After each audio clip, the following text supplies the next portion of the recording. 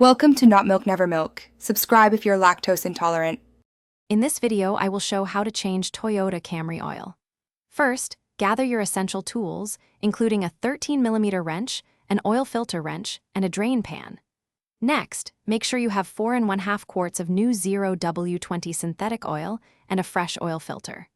Finally, safely lift and support your vehicle using sturdy jack stands on a level surface for easy access.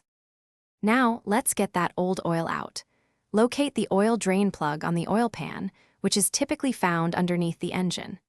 Position your drain pan directly beneath the plug to ensure it catches all the used oil. Carefully remove the drain plug with your wrench and allow all the old oil to drain completely into the pan.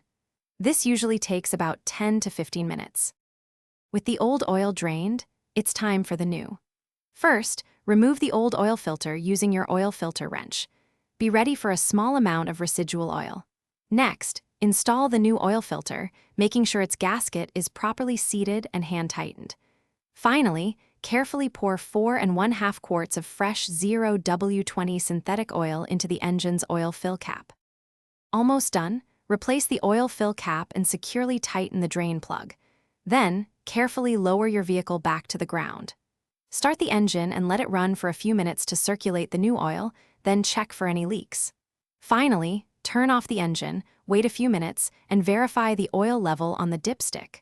Remember to check the description for a link to the new Kindle Paperwhite and other great deals.